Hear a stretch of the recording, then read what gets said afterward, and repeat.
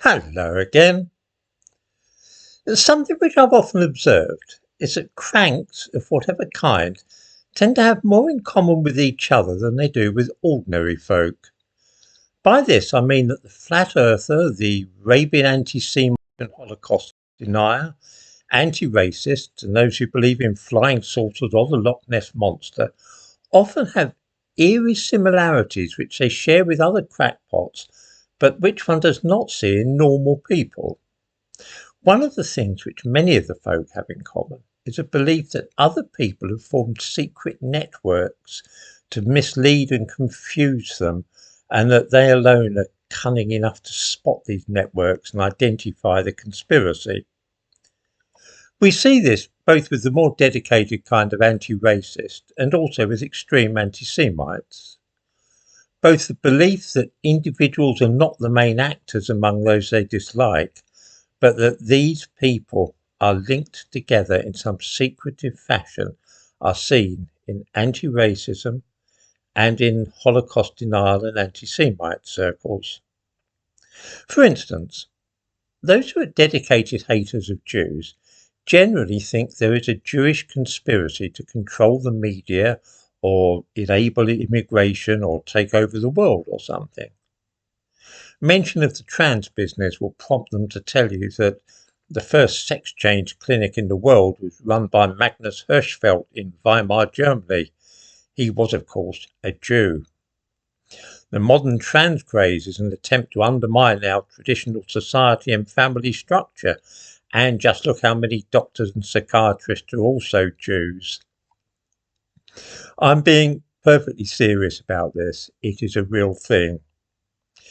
In the 1970s and 1980s, there was, among the more hardcore anti-Semites, a theory about the increasing acceptance of homosexuality, single parents, the pill, abortion, and so on, what was regarded as moral laxness. This too was part of a conspiracy to harm family life.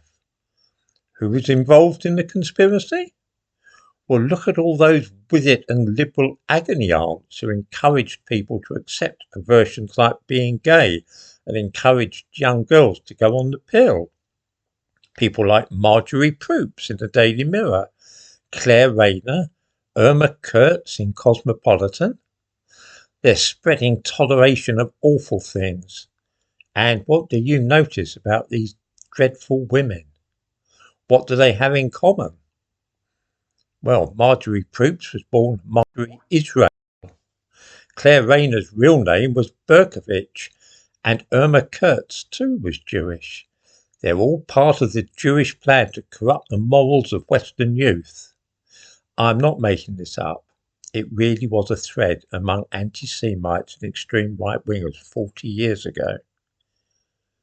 You see, this is how cranks think.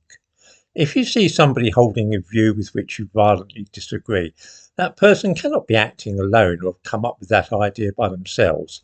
He or she must either be part of a network or conspiracy, or have been indoctrinated by that network.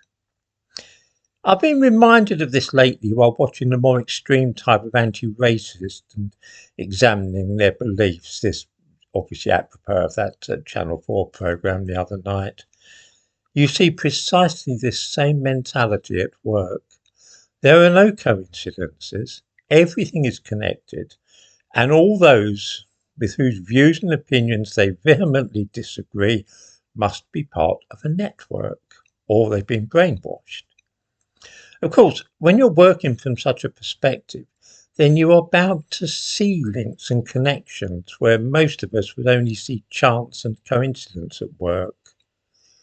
Just as those who were convinced that Marjorie Proops and Claire Rayner were working hand in glove to further the aims of a Jewish master plan, so too do those watching the far right claim connections between people who scarcely know each other on the grounds that they once met, or they belong to the same club, or share a hairdresser or something.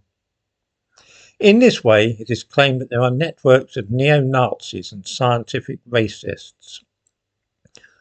The idea that these people are simply individuals who have independently come up with broadly similar ideas is a little bit too straightforward to entertain for a moment. Incidentally, apropos of all this, I must say one last thing about the Conru Foundation. There was great excitement on the Channel 4 programme the other night about uncovering the name Conru, as in the Conru Foundation. If only they'd given me a ring, I could have saved them the trouble. I spoke about this organisation quite openly here 3 years ago. In the description to this video, I give a link to an old video from this channel which I released on November the 7th, 2021. That's 3 years ago. And in it, I say the following. An American think tank, the Conru Foundation, provided me with a grant to write a book about race and racism which will simply be given away for nothing.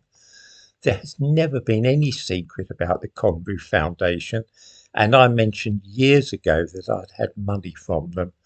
I could hardly have been more open about the matter. I honestly do not understand why people are now pretending that any of this is new. It's stale old news.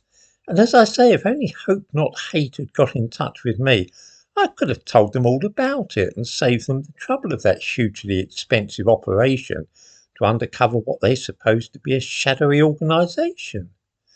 If only they'd watched this channel 3 years ago, they could have picked up on that name then.